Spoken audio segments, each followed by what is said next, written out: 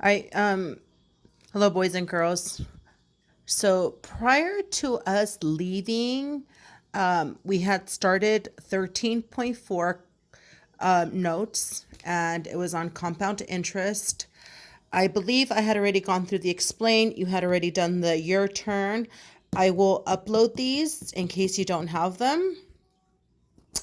But if we move on to explain part two,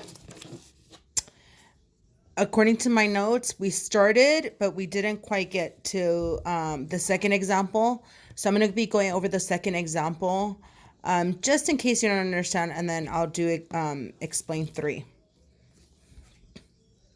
Okay, so actually, let me go back to this. In this example, they're actually asking you a person invest $600 in an account that earns 6.25% annual interest compounded semi-annually. And then it's asking you to find when the value of the investment reaches $1,700. Okay, here's what you need. You need a couple of values. You need your initial amount, and that's represented by the letter P. You need the rate. It's given to you as a percent, but you need to write it as a decimal. Time is represented by the letter T. N will be the number of times it is compounded in a year. And V of T is actually the value of the investment at that time.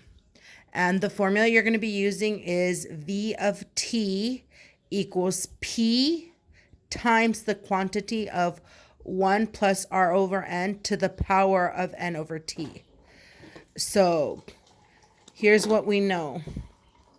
According to the word problem, your principal or your initial amount is $600. The rate is given to you as 6.25%, but we want to rewrite it as a decimal. So when we write it as a decimal, we basically just move the current decimal 2 spaces to the left. And in doing so, we're going to get 0.0625. Okay. And then the time, it's not given because notice it's asking you find when the value. So we don't know. We're going to have to figure that out. N is, it says here it's compounded semi-annually. Semi-annually is every 6 months or twice a year. So our N is going to be 2. Okay. And then our expected value is we're trying to figure out when it'll reach $1,700. So that'll be 1,700. So this is what you have so far. Okay.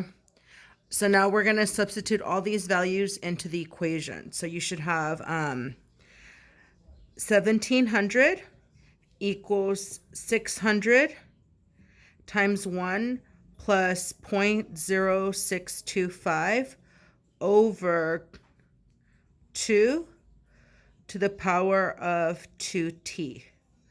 And the way we're going to solve this is by graphing. What we want to do is we want to graph this one separately, and then we want to graph this one separately. So this will be our second graph. Okay. If you don't have a graphing calculator at home, you can either download the app. I believe you can use Desmos. I happen to have my graphing calculator with me, so I'm going to be showing you guys using my graphing calculator. Okay. Now remember, you want to get as close to that value as possible. It doesn't have to be perfect, but you want to get as close to it as possible. So let me graph my calculator. So I'm going to turn it on. I'm going to zoom in a bit. And then I'm going to clear the values that I have there, okay? Oops. You know, if this happens, we've talked about it before, either go to the back. Oops, I have my cover here. I'm using one hand, so it's a little bit difficult. Either reset it by just pressing it for like a second, because that might be the quickest way, or go to your table and just reset it. Okay, so I'm going to go to y equals. It's going to take a second because I just cleared it. Y equals, okay, so for the first part, I'm actually going to put in my second equation. Okay, so it's going to be 1 plus, and then I'm going to write it as a fraction. So I'm going to go to math, fraction, and then I'm going to write 0.0625 over 2. I say right, but I meant enter. And then to the power of 2, and then x. Okay, and then for my second equation, I'm going to plug in 1700.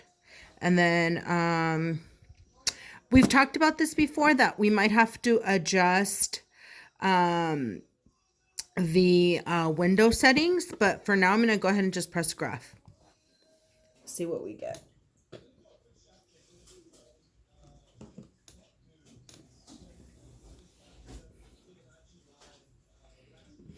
See my little wheel? It's still moving, so I know that it's still graphing.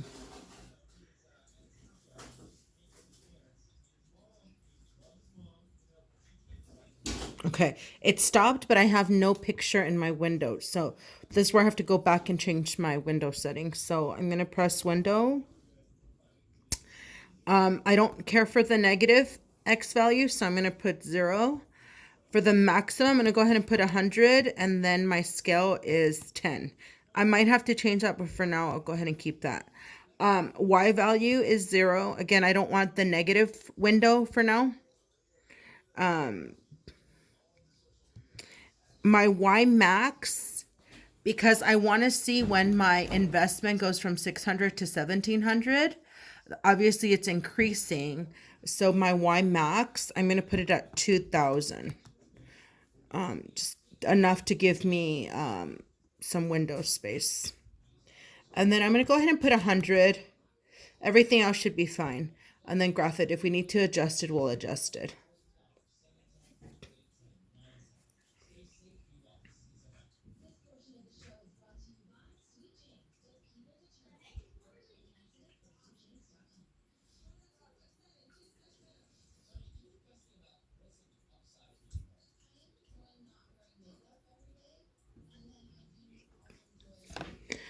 Okay, so there, both lines are graph. Remember, the first graph is the blue one. And then our second graph is the red one. So where they intersect is our solution. So in order to find our solution, we're going to press second, calc, and intersect. And then enter. And then second, calc, and intersect. And then press enter.